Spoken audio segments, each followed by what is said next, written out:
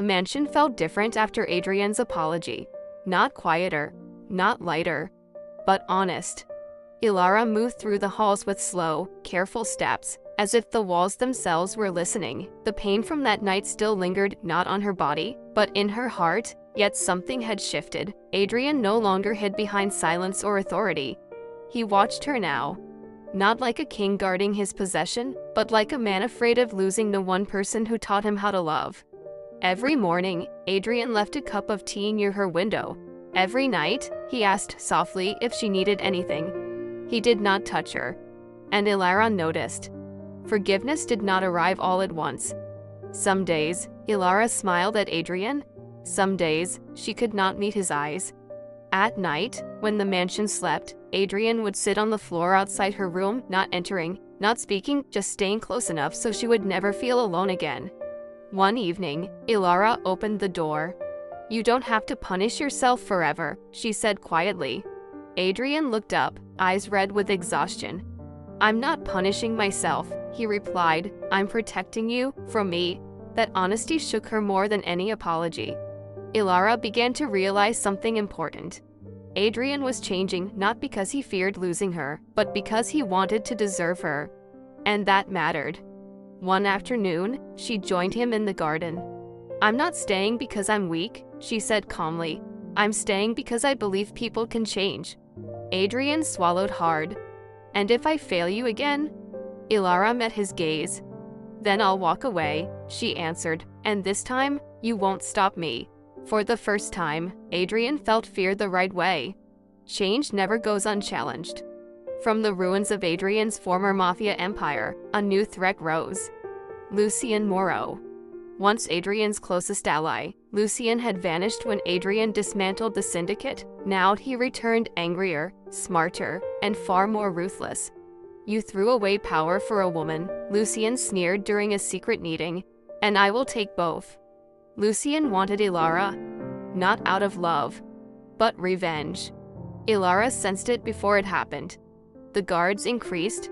Adrian became restless again, not angry, but alert. One evening, while visiting a charity school Adrian had helped fund, Elara noticed a black car following them. The attack was swift. Smoke, shouting, chaos. Adrian's men shielded her, but Lucien's voice echoed from the shadows. "Hello, Queen of Ruins." Elara was taken. When Adrian arrived at the empty street, something inside him broke. Not rage, terror. "She trusted me," he whispered, "and I failed again." But this time, he did not return to violence blindly. He planned. He dismantled Lucien's networks with precision, not bloodshed. He called in old enemies, not with threats, but with promises of peace.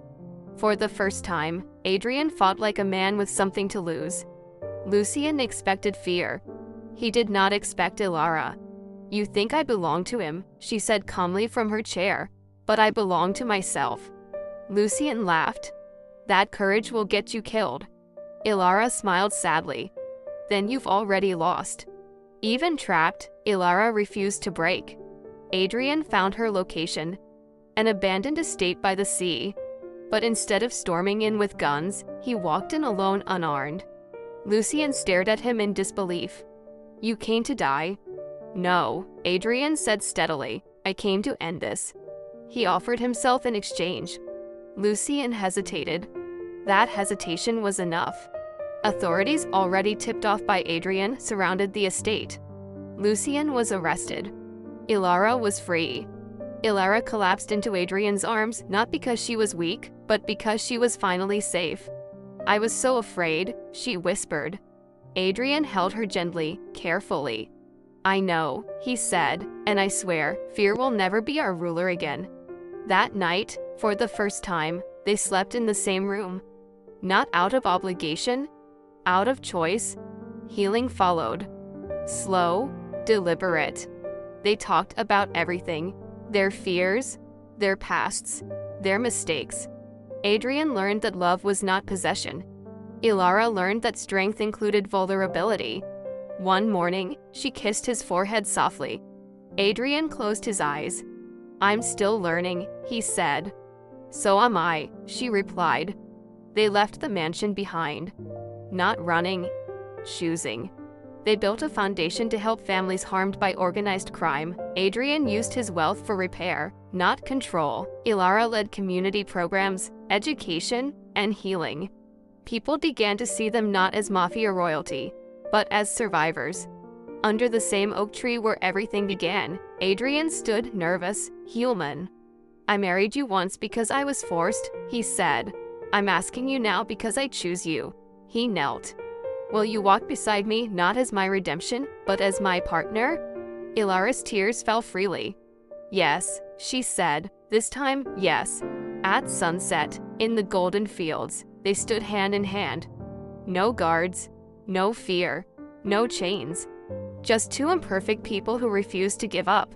Elara kissed Adrian's forehead, then his lips soft, certain, real. And the wind carried away the last of the darkness. Love is not proven by power, but by the courage to change and stay.